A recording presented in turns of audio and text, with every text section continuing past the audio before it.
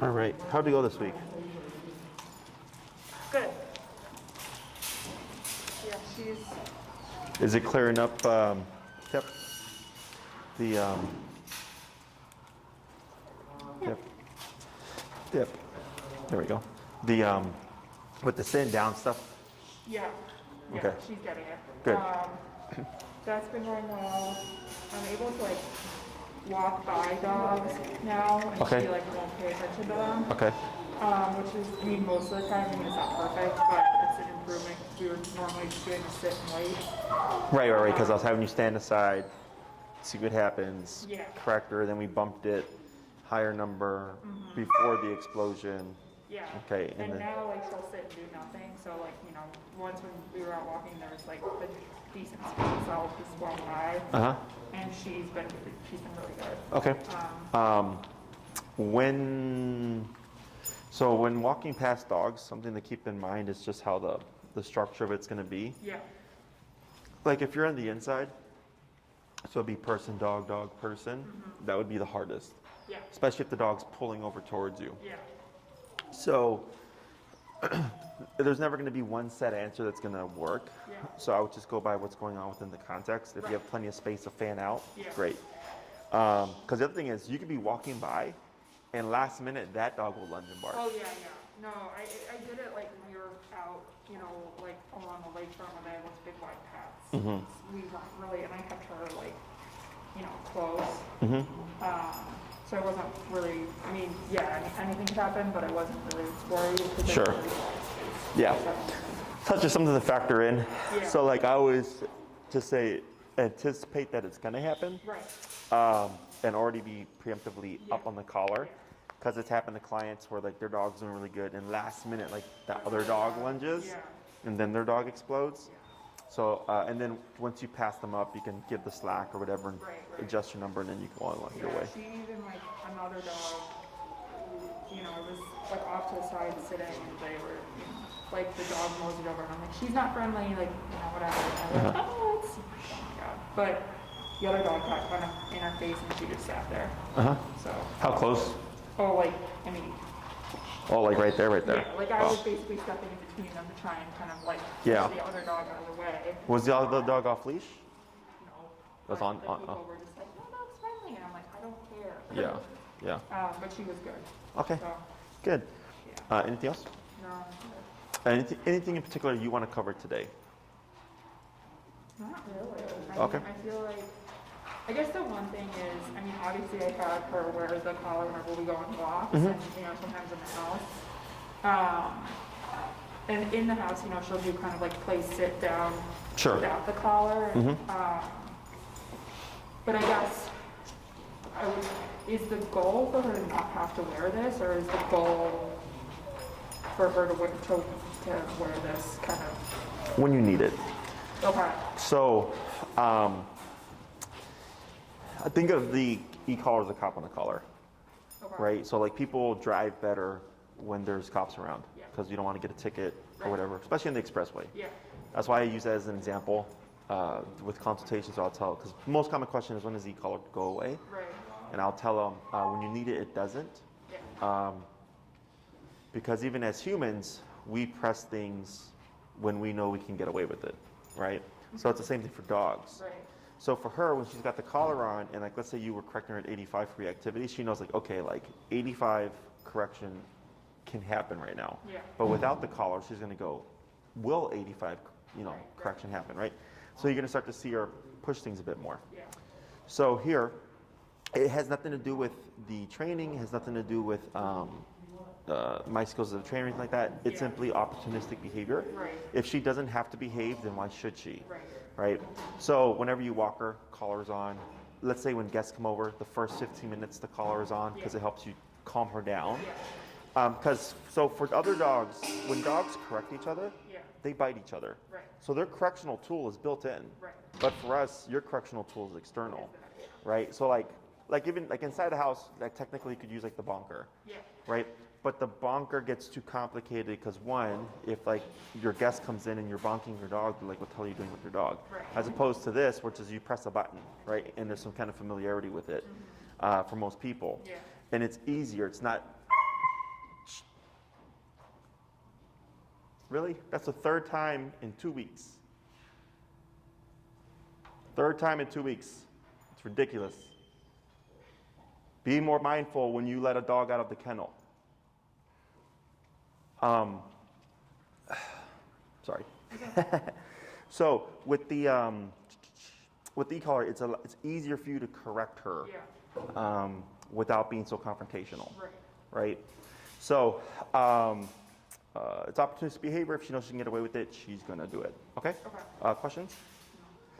The frequency of you using it should become less. Yeah. No. I mean. You know, so but that's where it's important that we're at the appropriate level. Because like let's say a couple weeks ago when you were correcting her, but she was still having reactive moments. Yeah. Let's say that number was 45, right? And she was still having reactive moments. That's because we're not going high enough, and that's the main thing that affects people. Yeah, they struggle with the most is just going to the higher number. Yeah. But once you go there and you're consistently going there, the dog goes, you know what, like it's not worth it. Yeah. And then they start to lay off. So then it's just there in case someone lets their dog come right here. Because the other thing is you can't account for life. No. You know, so it's nice knowing that you have a means of control. So I had a client's dog. She was a social dog, and they were at Oz Park and they were playing, and her dog and another dog went after a tennis ball at the same time. Yeah. Okay, and she had never seen her dog get in a fight with another dog before. Boom, dog fight. Yeah. And right away she just 127 and continues her dog, and her dog 180'd out within a split second. Right. So in that case, she wasn't anticipating that was going to happen. It did, but she still had a means of removing her. Because then she felt bad, and she's like, Jesse, at 127, continuous Roxy. She's like, she yelped. I felt really bad. I'm like, yeah, but I was like, but if you would have gone in and tried to break up that fight yourself, you could have either one, made it worse, or two, you could have gotten bit, right? So it allowed you to pull your dog out in a kind of kind of like the first time type of deal, you know? So, but whenever you feel like you would need it, you'd have it on. If you ever feel unsure about how she's going to be, you have it on, right? And then just remember, if she's going to be wearing it for longer than a period of 2 hours, you do want to rotate that collar. Okay? Other questions? Anything else? So what we can do here, were you trying? I can't remember if you wanted to learn how to socialize her with dogs. I did. Yeah. Okay. Has she had any socialization with dogs before? Only when she goes to boarding, like she does dog, like large dog, doggy playtime with her, and she's totally fine. They have no issue with her. Sure. My issue, I mean, like for me, what it seems like is when I'm around, she is more, like, is aggressive, or, you know, not friendly dog. Sure. When's the last? The last time she's gone to doggy daycare, probably like January. Okay, but she's always been fine there. She's been fine. It's with you that you see the reactivity. Have you ever tried to socialize her? Yeah, once. How'd that go? Not well. It was my parents' dog, who was like the size of a cat, and Okay. my parents' dog, is territorial and, you know, not. I wouldn't say. We didn't really know what we were doing. We tried to like have them kind of get familiar with each other outside, if that makes sense, but they were just not kind. Was she reactive off the bat? She was kind of like wary, I would say, and then my parents' dog just started barking at her, and so then she started. She blew up. She just smelled over. Okay. So, and that's the only other time? Yeah, that's the only time I've ever tried to Socialize her. actively, to socialize her. Okay. Is she muzzle conditioned? No. No? So what I would do today is I can show you how you'd advance your obedience. Because you're doing 12. Yep. Correct. So the 12-week package gets you, as long as you practice, off leash control of the commands, right? So we can start transitioning to the long leash, because I know we did recall. Right. But I haven't shown you how to start practicing on the long leash, correct? No. Okay, so I can do that today, just so you can start that process. Okay. Now, is socializing her a priority for you? Not really. Like, I guess knowing the other dogs that she would be around, I don't know if it would ever really work because of those dogs in addition to her. Like they're all small and she kind of has high prey drive, so I feel like I just feel like it's not gonna work, if that makes sense. And also, like the one dog I'm thinking of is my aunt's dog, and he's not trained and a total territorial dick. Like him a better, like he bit my grandpa, like he's not. He's got his own issues. Right, yeah. I'm like, I don't really need her to be socialized with him because I personally would rather not have her around him. It's just kind of... Yeah, because of his behavior. Right. Because if like she could be fine and he does something and then she triggers and then, right. She would rip him to shreds. Okay. So it's just not worth it to me. Sure. So here, what we can do is, or what I would do now is, I will give you the tools to start practicing everything to build towards off-leash reliability. Okay, because if you wanted to do dog socialization, what I would do is say start muzzle conditioning her. Okay, and then because muzzle conditioning can be a week process or it can be a month's process. Okay, so if it's like not the top of your priority, then I go, well, then we just continue what we've been doing and you get as much control as possible. When it comes to socialization stuff, even if you've had negative experiences, it's most of the time people do it incorrectly. So what I do is I show you how to do it correctly, and then you just repeat it.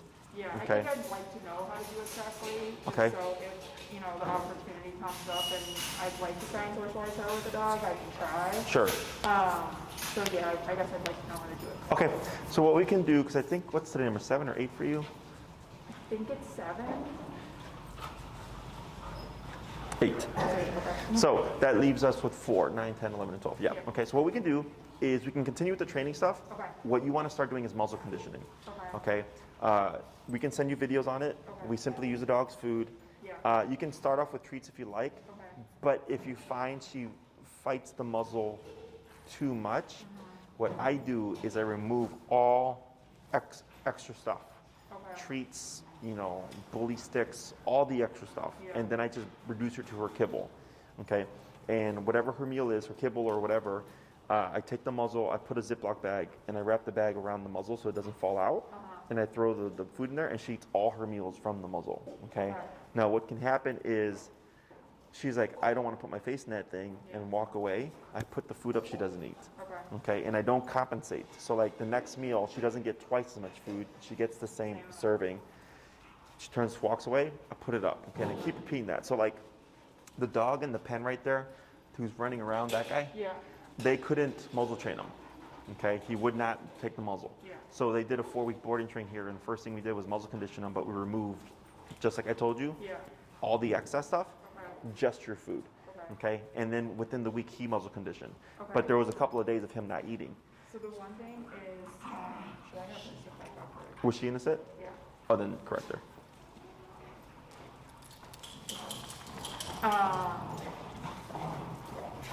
So when I feed her, she doesn't eat all of her food in one go.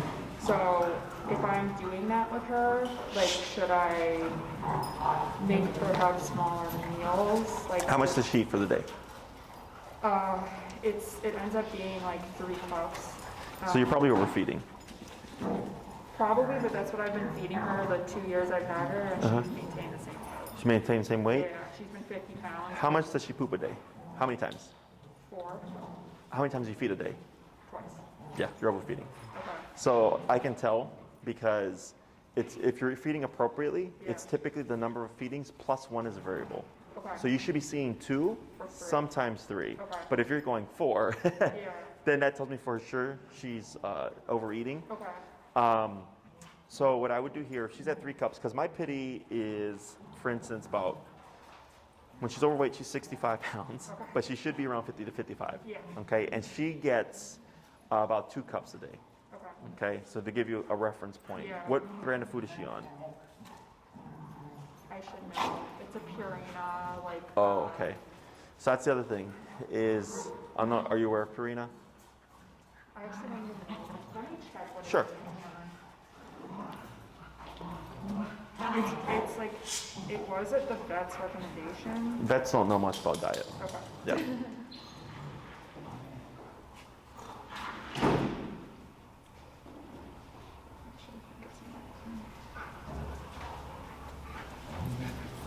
that Yogi? Yeah. Okay. Yeah, it's this. It's like Purina Pro Plans. Oh, sure. Yeah, yeah. You can probably actually just see it. I know ProPlan. Yeah. So, yeah.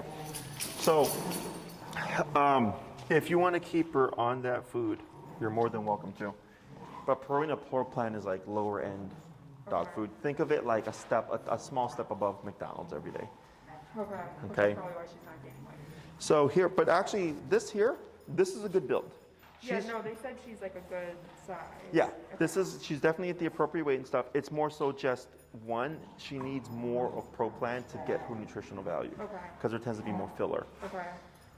Or two, so like for instance, I had a German Shepherd that I worked with a long, long time ago. Yeah. And his parents were like 100, 120 pounds. Yeah. He only grew up to be like 60 pounds, and they had him on Purina, Yeah. which is a lower end food, and they were wondering why he didn't grow so big. And I was like, because he wasn't getting an appropriate nutrition. So what would you recommend? If you're familiar with Kreisers,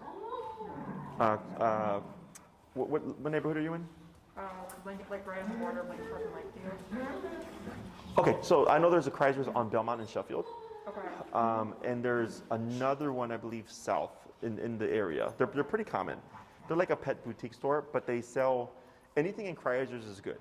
Okay, good or great. Okay. However, there's some stuff that's a little too good that I wouldn't recommend for the average family pet because they're more dense in protein, which unless your dog is like a working dog and like really doing a lot of activity, they don't need that much. It ends up being too much, okay? So the brands that I recommend are a Signature, like Signature with the Z, Yeah. Earthborn Holistic, or Taste of the Wild, okay? Now I fed my guys all three of these foods. Okay. There's like the grain-free thing, which is a whole nother thing. That's just personal preference. Yeah. Are you aware of all that? Yeah. Okay. Yeah. So that's just personal preference. I've always fed my dogs grain-free. Okay. So, because with the study, you have to take into account like how many dogs are actually eating this food as a whole, and not like a small percentage. Does that make sense? So in my opinion, I go, well, one, it happens, genetics and all that stuff for sure. But then also, I'm like, if 1 million dogs are eating this food, right, and then like 900,000 of those 1 million dogs got this heart disease thing, then I go, yeah, for sure, there's got to be something wrong. But if you take the percentage and you apply it to the whole, then I go, wait, that's a lot smaller fraction than we're actually really thinking of. Okay, so that's my take on it. I always tell people, do what makes you happy at the end of the day. But definitely those are 3 brands that you can find at a Kreisers. You can also order on Amazon if you have Amazon. Yeah, I was going to say, the Signature one I've seen before. Yeah. Signature is great because it has like 12 different proteins. Okay. Now, if she has allergy issues, you want to keep it obviously to the same protein. Yeah, that was the reason why like she ended up on that, because it's like the salmon and whatever. Yeah. So she was having some digestive issues when I first got it. Yeah. So typically the issues that most dogs have to the kibble is the extra stuff they put in. You know, because they're not meant to eat preservatives. They're not meant to eat rice and stuff like that. That's just stuff that we've created to be able to feed our dogs for less, essentially, right? So, but those are 3 examples. If you want to feed her better food, if she's been doing great on the Pro Plan and stuff like that. I mean, I definitely would try her on something else, because I mean, I do feel like I, like looking at her weight, I knew I was overfeeding her, but she also has been like exactly 50 pounds for the 2 years I've had her. Yeah. Which is why I kept feeding her that much, because it didn't seem to actually be making her big. Yeah, and the other thing is she's probably just burning through all the extra stuff. You know, so we had a puppy here. I don't know if you saw the little brown Doberman puppy that was here for a bit. She was a board and train. Yeah. So we had her for a bit. She's Yeah. She was at 3 cups, and then she was getting kind of skinny because she was growing. So I said, let's bump her to 4 cups, and all of a sudden she started pooping all over the place. I was like, all right, we got to bring her back to 3 cups, okay? So she can technically eat it, and her metabolism is fast enough that she can burn through it without becoming overweight. But I'm more than confident that 3 cups is overfeeding for her. And what you'll find with the other foods as well is she'll eat even less because it's more nutrient dense. Okay? So what I would do then, knowing that, is I would probably drop her to like 2.5. Okay? I wouldn't do 2. I would do 2.5. And if you start to find like, oh wow, she's eating all her food now. And 2, yeah, she's pooping about 2 to maybe 3 times a day, like Jesse said, Yeah. that's more where her feeding range is, okay? If she's still pooping 3 to 4 times more often, you could then go to like 2 1/4, then 2 cups, because I don't want to drop her too much that she's going to like start losing weight. So we go 2.5 first. If she's still looking good and she's still pooping more so 3 to 4 times, then I go to 2 1/4 because you're pretty close. And then see if she's maintaining her weight and her poops are going mostly 2, sometimes 3, then 2 1/4 is your answer. Okay? And then just apply that to the muzzle now. So now that you're feeding more appropriately, she's not going to be getting excess and stuff like that. She's going to get hungry. And we're using that hunger to our advantage. And eventually she's going to think like, oh, like the only time I see food is when the muzzle comes out, right? And she's going to start wanting to wear the muzzle on or have the muzzle, whatever. So I would start by removing all the excess stuff. It makes it easier. You can do treats and stuff if you'd like to start. Do we have his collar? Treats and stuff if you'd like. But more often than not, the dog will not really care because it's not what they're needing. Yeah. The other question, so when I leave the house, I leave her with like a small like Kong, because she gets anxious and whatever when I'm not there. Do I need to stop doing that? You can keep that up for now, just to make life easier. But if you find, so I don't have a problem with that. Especially if you're using her kibble for the muzzle training. The problem is people try to keep everything the same because they feel bad. Because they feel bad for their dog, and that's actually what's working against them. So if you're strict and you're like, hey, if you don't eat from this muzzle, you're not eating your food, then the Kong thing shouldn't be an issue. Because it's not like she's getting a full day's meal in it, right? She's just getting a little something to keep her, just to keep her preoccupied for a few minutes. Shouldn't be a big deal. Otherwise, if you see like you're like at a standstill, then we might have to think about how we approach it a bit more. Okay? And I have videos I can send you on this. You'll just have to remind me because right after you gotta head out for another client for a home visit, and then I'll forget. Okay? But it's pretty simple. Okay? So I would just keep the Kong when you leave, only her kibble, drop her down to 2.5 cups, and then dogs learn better multiple times. So or like with repetitions. So like let's say you did 5 attempts of feeding her from the muzzle, each time half a cup, that would be really good because it's 5 times a day. If it's like, I don't have 5 times a day, then you can do like 1.25 cups in the morning, 1.25 cups in the evening. So it's just 2 times a day, but it's better than just 1 time a day. Okay, so if you can divide it up, because that's what I did with Bane over there, is I split his food into like 5 different meals. So everybody was doing a session with him, and then he got over it pretty quick. Okay? Other questions? No. So what we'll do here is we'll transfer her to a long leash. Did we ever do like the long leash heel stuff or anything with her? Long leash heel, no. Nope? Okay. Just the Kong. So what we're going to do is this is a 10-footer. You can still use your 30-foot, but for the sake of space, we're going to use this 10-footer here. Good job.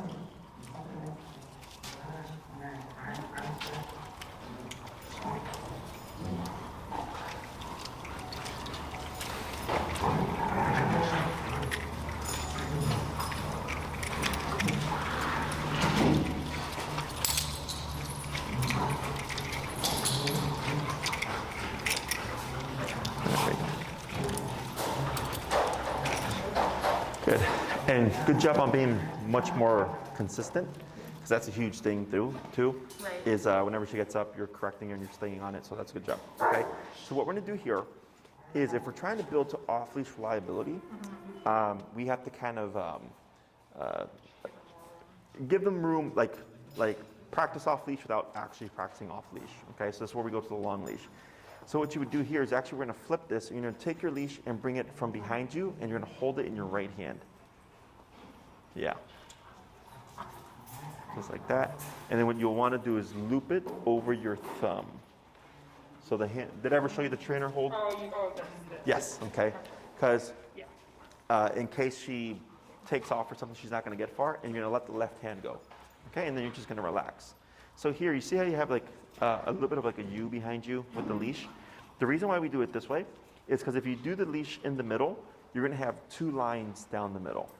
Okay, it's going to be more complicated for her because she's got 2 leashes, and sometimes the dog will get kind of caught up in it, and then you see him kind of doing this, and it kind of affects their ability to kind of keep on your leg because of all this stuff going on. Sure. So this keeps it a little bit more cleaner for the dog. Okay.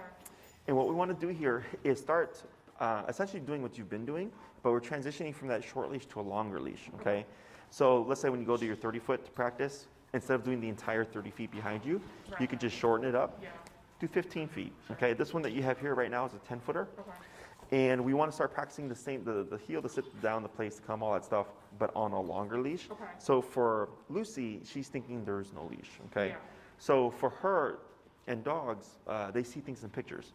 So when you walk with Lucy with the short leash, she sees the leash going from your hand to her. Yeah. It's right there, it's immediately visible, okay? And she does, exactly. She thinks there's nothing there. Okay. So what happens is she's gonna try options, okay? So we have 4 responses to things. We have fight, flight, avoidance, submission, okay? So most likely not gonna see fight here. We're gonna see either avoidance or flight first, and then we get the submission, which would be acceptance, where she just goes, okay, I can't get away, I'm just gonna walk with you, okay? So here, let's say for instance, you said heel and you start walking forward. Because she knows where the exit is, and she's like, I don't like this, I'm not gonna do this, she might take off. Sure. That's flight response. So, but she's thinking she has that option now because she doesn't see that short leash tied to you. Okay. So what happens is you're gonna correct everything the exact same. Okay. Let's say you say heel, she goes that way, you're gonna turn, start tapping, and go this way, okay? But you would keep Right. moving. Like the leash, like if I turn or whatever, like It would stay behind you. So most likely, like the way she goes when you turn, yeah, exactly. It's gonna keep it on the outside. So holding in your right hand, it should just stay on the outside. If it doesn't, you can always just step over, what have you. Now, because we're doing a long leash, it gives Lucy the additional option of going to the right. Sure. Okay, so if this happens, I wouldn't keep going forward and correcting her. What you would actually do is, again, pivot so that she sees your left side. Okay. Okay, because for her, the heel side is the left side. Okay. So if you keep it on the right side, it's gonna be harder for her to correct and come around. Sure. Much easier if you just do this and go that way. So even if she's 30 feet that way, she still sees your leg, okay? And then like even if she hits the end of the leash and you see her pulling and you're tapping, what you're telling her is flight or avoidance is not gonna work. Okay, so because she hits the end of the leash, at some point she's gonna think, okay, this isn't disappearing, and mom's going that way, she's gonna shoot over to you, and then you just continue walking as if nothing happened, okay? So then, and then of course, tapping stops, and she goes, oh, okay, when I feel this, I come here, even though I don't see a leash, I still have to stay at mom's side. Yeah. So this is what we call proofing. So we have training, and then we have proofing. Training is when we teach the behavior, okay? So like when we taught the recall, when you feel this, you come over here. Proofing would be, I know my dog's scared of fireworks, so I'm gonna have her on the leash, set off a firework, she's gonna run away, and I'm gonna practice because I know that's a possibility. Does that make sense? So you're trying to make it applicable no matter what the setting is, but then also you wanna give the dog the opportunity to do other things like flight or avoidance, to teach them like that's not an option, the only option is compliance, which sounds mean, but we're not talking about a human, we're talking about a dog, right? And the more control you have over her with this kind of stuff, the more freedoms she's actually going to have, because you're going to think to yourself like, oh crap, you're a great dog and I can trust you off leash and I can run you, we can play fetch over here and stuff like that because I'm not afraid of you running away. Because all this control is meant to allow you to do more things with Lucy. Okay? So we're going to start first. You're going to do your heel, normal heel, okay? Like the pivots, the crossovers, all that stuff stays the same. The only thing that's changing is now you have a 10-foot leash. Okay, and what's your number currently at? 72. Okay, and what you're gonna do here is when you say heel, you're gonna take a step forward and then immediately pivot back, okay? And tap her or? Only if you need to. Okay. Okay, so if she turns with you, we don't need to do anything. Okay. Go for it. Heel. Yep, good, and forward, there you go. And keep relaxed on your arm, there you go. Now pivot turn, tap, the other turn, that's crossover. Yeah, tap, turn to your right, tap, forward, tap, tap. There we go. So whenever she gets ahead of you, remember that abrupt pivot turn, keep forward, tap, keep forward, tap, turn, tap, tap, keep going, and pick up speed a little bit, tap, tap, tap. There she goes, good girl. And to keep forward, yep, just power through. Good, crossover. Or, so you see how she's getting off now, right? so this is okay, because this is weird for everybody, Yeah. is your instincts of moving away should be the same, Okay. okay? So our instinct typically is to move in Yeah. when really we want to move off, okay, or move away from. Okay. So like right here, She's crossing in front of me almost. you could just, you turn away from her, Okay. because she got too excited Yeah. and she started to cross over you. So we have two solutions. We can just, and when you do the abrupt pivot, it's real quick and tap, because you're trying to get her to stick to you. Okay. Or if this keeps being a problem, Yeah. you would do the left turn, but you have to bump into her, Right. okay, to push her off the body, and then go the opposite way to balance her out, okay? So if Lucy passes you, it's still the abrupt turn tap, opposite way to bring her, okay? So that's always gonna be in effect as a rule, especially now on the long leash, because she's gonna make more mistakes, okay?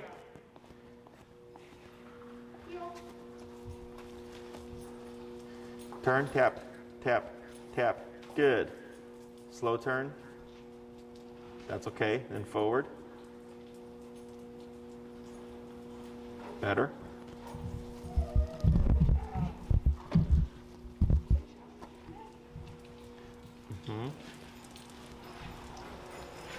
Turn, tap, tap. Because she started to space off a bit. Okay. So she should stay within a 6-inch window next to your left leg.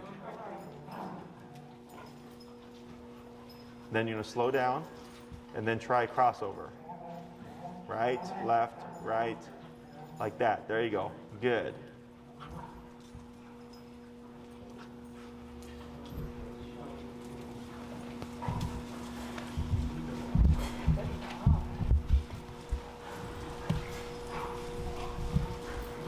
Yep, good pivot.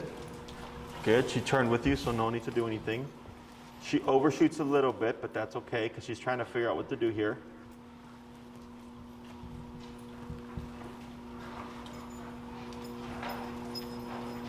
Right, left, right, good. Now you see how that one was kind of awkward? Yeah.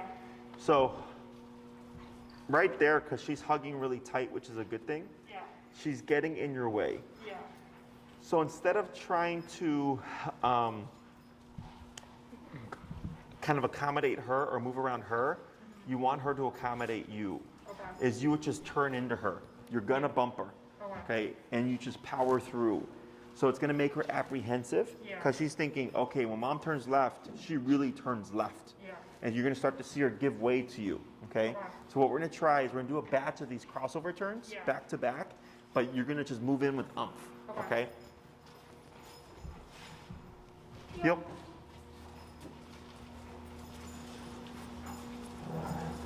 Right, left, right. Yeah, power through. Bump, bump, bump. Good. Keep forward. Yep.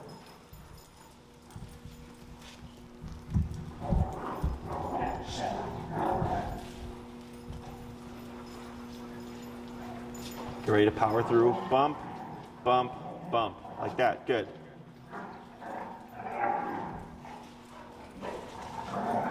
Keep forward. Good.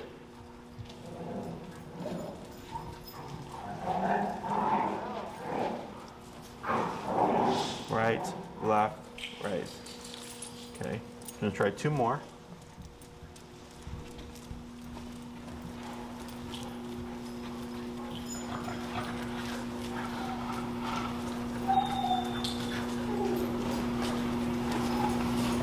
Bump, bump, bump. One more.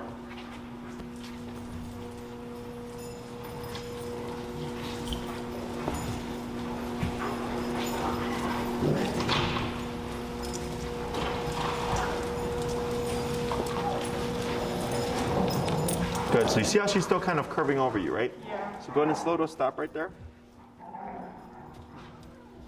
Okay. So I'm going to show you real quick. I'll take leash and remote. Thank you. Okay. Yeah. There we go. Good girl. Alrighty, heel. So when you're getting ready for that crossover, like right here, tap, tap. I bumped right into her. So I slow down. See how she speeds ahead? Tap, tap. So that's a pivot because she's not used to walking with me. Right. There we go. Tap. Go girl, yep. So this is where I slow. Right, left, right. So you're walking right through. Right, left, right. Right, left, right. So I'm using my tap, tap. My legs, heel, is kind of the right, left, right. The form of correction. Yeah. Right, left, right. And now you can see her wanting to stay off of the body. Yeah. Right, left, right, tap. Good, hip. Slow down. So right, left, right. Slow down. Right, left, right. So don't be afraid of powering through. Yeah. Right, left, right. So I bumped her 2 times there. Tap. Slow down. Right, left, right. Good, but now she's turning more so with me. Right, left, right. So I'm not constantly rubbing against her. Right. Because what was happening is you were putting more umph, Yeah. but there was still apprehension. Yeah. So because there was apprehension, when you started turning, she was still taking over that space, getting in your way. And you want to really use that body language to bump into her, because then she'll naturally want to curve with you, because she's trying to stay out of the range of the legs. Okay? Break.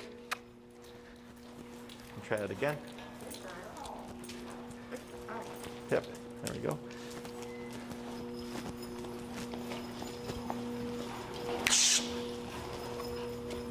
Would you tap Bane so he doesn't destroy his toy? Yeah. Keep forward, tap. Right. It's okay. So go into pivot, that's fine. Now you keep forward. So see how she's forging right there? Okay. And then slow. Getting ready for that turn. Bump, bump. Yep, just power through. Just power through. That was a good one. Just power through. Good. Slow walk. Get ready for that turn. Right, left, power through. That one was led more with your left than the right.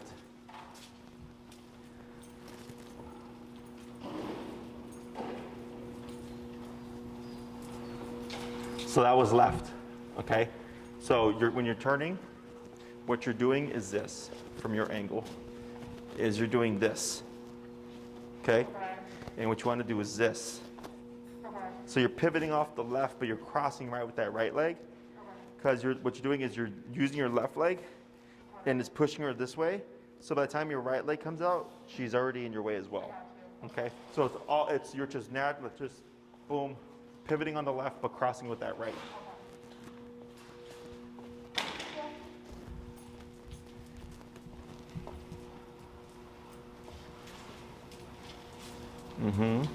Right, left, right. Power through. Good. Much better.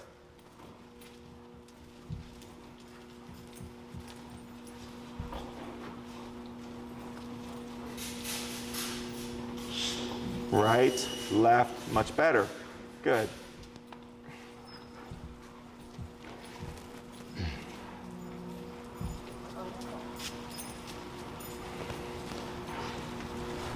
Right, left. Yep, bump through. There you go. Good. Couple more. Keep forward, tap.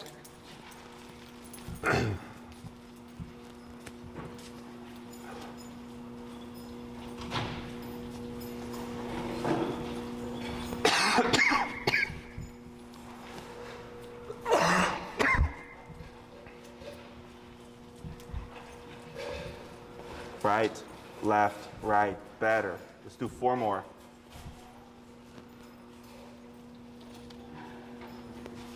Right, left, right. Yeah, so just naturally turn, because there you kind of stretched out a bit, because you're trying to accommodate her.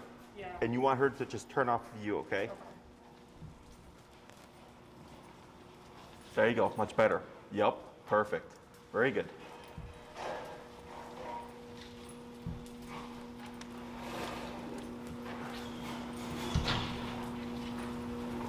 Yep, it's okay, power through, power through, power through. You got it, good.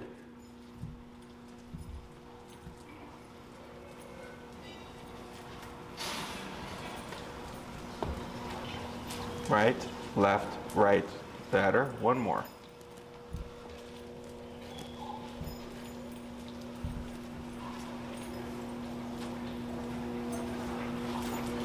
Power through. There you go. And then slow to a stop. Better. Okay.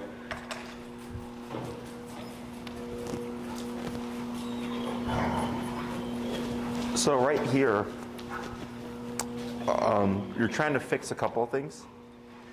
One is when she kind of overcompensates and she gets ahead of you. Yeah. So to fix this problem, we wouldn't tap, because tap says come in closer. Yeah. So then it'll just make it more prevalent. That's where we actually turn into them. So Okay. when you're bumping her with your legs, you're telling her there's such a thing as too close. Yeah. Because you're physically having to kick her off, Right. right?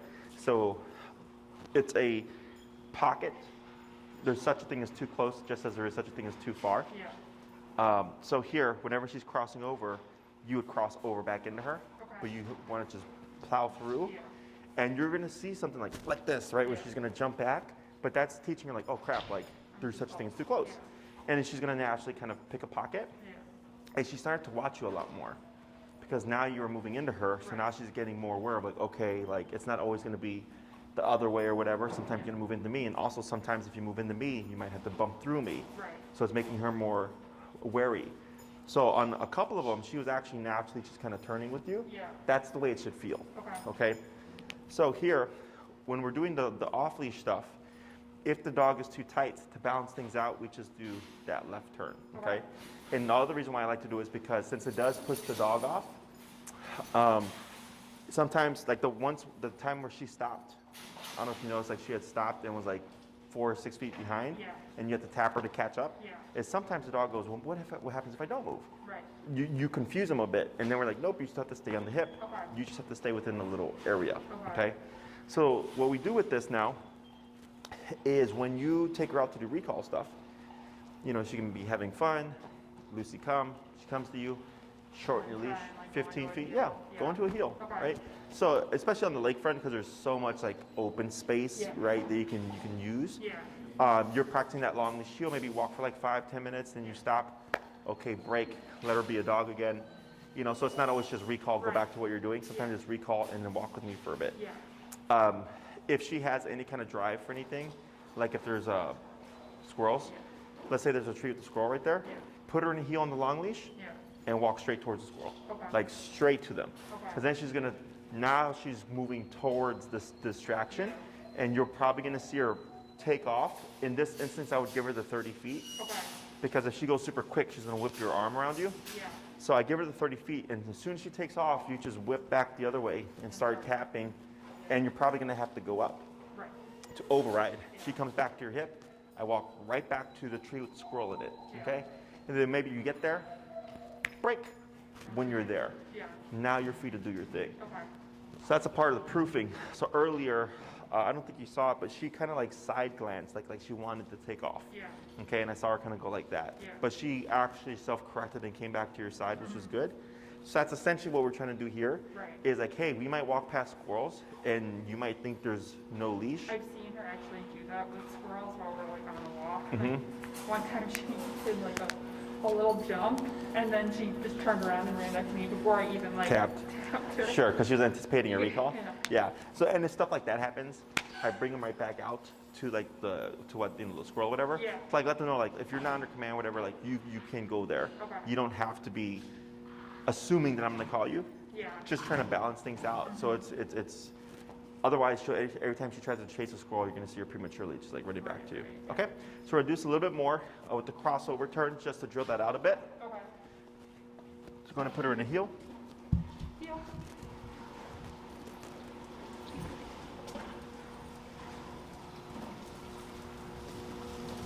Right. left. That was much better. You had to bump her a little bit, but she started turning with you. So see how she's going too far to the side? Yeah. Pivot, tap, like that. Because you want to bring her in closer now. Okay. There you go. Right, left, right. There you go. Tap forward. There you go. Good.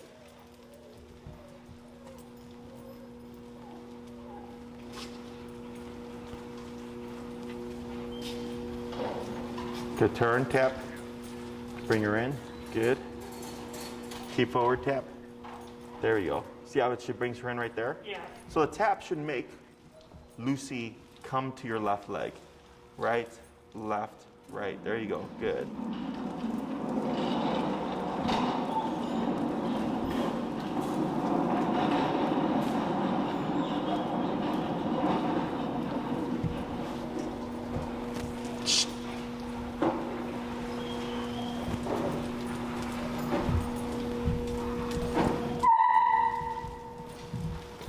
Right, left, right. Good. Let's try 3 more.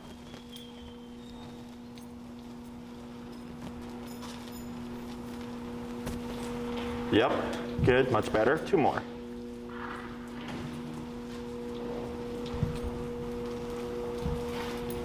Better. Yep, power through, good. Last one.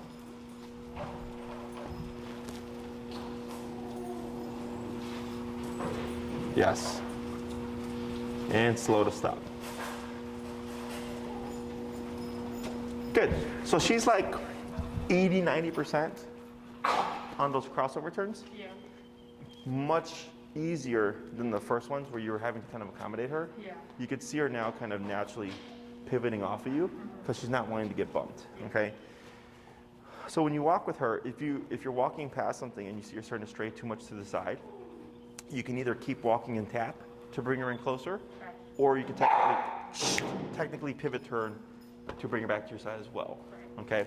I typically opt for going straight forward because it's real obvious of her coming into the side. Yeah. But then when you do that, you might see her overcompensate and try to cut you off, and then you would counter her with this, right? Yeah.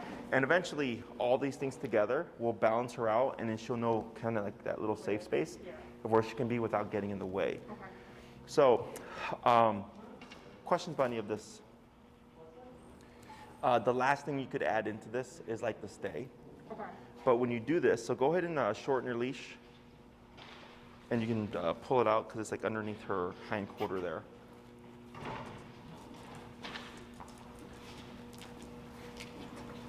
She keeps scooping over.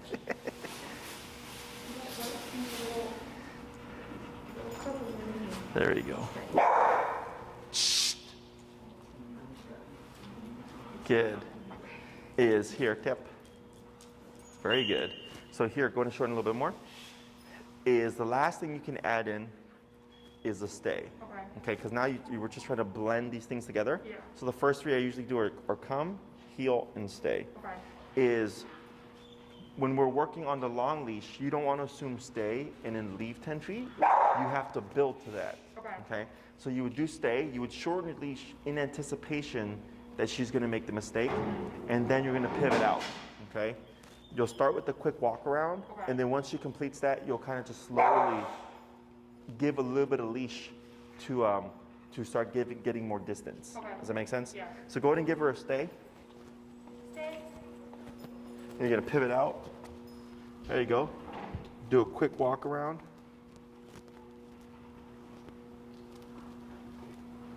Good. And then you're going to start to give more slack and move, tap, step out again. Up on the leash, tap. Tap. There we go, good. And then step out. Right? No need to repeat here, up. So like right there, you want to have it short so you're ready to catch her. Remember? Yeah, okay. So because now she's scooting next to you. Yeah. So then you want to be ready like this to stop her and keep her away from you. Okay? So go ahead and step out. Yep. There you go. Now do a quick walk around again. Up tap. There you go.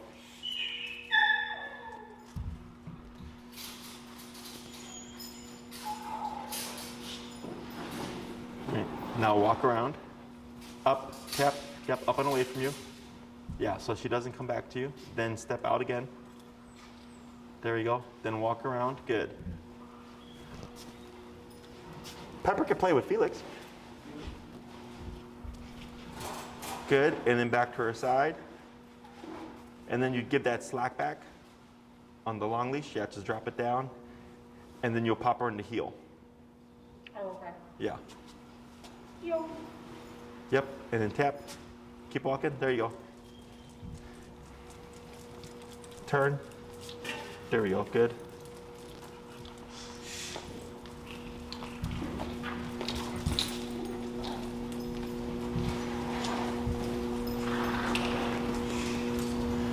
Right, left, right, good. And then slow to a stop. Good, and then tap. There we go, good. And then fix your leash, and you're gonna do a stay real quick. And then shorten it. Yep, give the stay. Okay. Just pivot out. Up, tap, yep, there you go. And then walk around.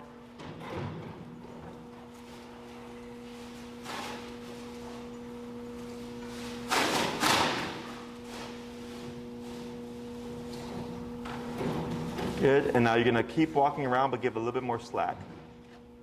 Yeah, like that.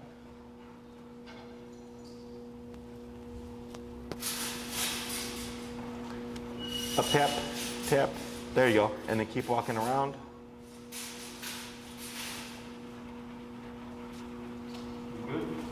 That's fine, good, keep walking around.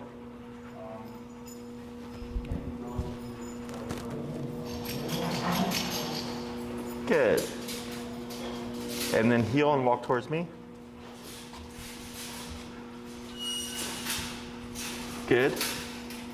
Heel.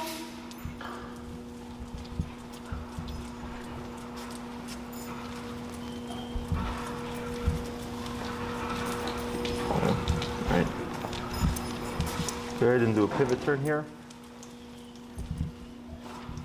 And slow to stop.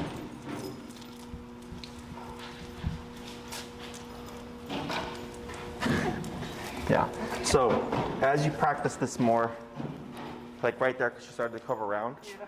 I immediately just pivot off, okay? Okay. But in the beginning, because you're trying to get used to everything, Yeah. I don't worry about it too much. Okay. But if we ignore it too much, it becomes, Then she'll do it all the time. exactly, okay? So what you could do now is you have recall into a heel with the long leash, Yeah. into a stay, but you would shorten it and then work your way back out. Okay. Because she will make mistakes if you just jump straight to 30 feet. Yeah. Or you can do a recall into a stay, come back to her into a heel. I would never do a stay into a recall, Okay. okay? Because it's going to create a problem. Yeah. Because she's going to start prematurely running to you thinking you're going to call her. So always just let her be a dog. Yeah. Call her from a squirrel, call her from sniffing or whatever, call her when she's distracted. Don't put her in a stay, then call her. Okay. Okay, because it'll make problems. Okay. And also it's not realistic. Like Yeah. she's not going to be sitting there staying for you, And then for you to yeah. call her. Okay, but you can start transitioning all the stuff to your long leash Yeah. to start building towards off-leash reliability. Okay.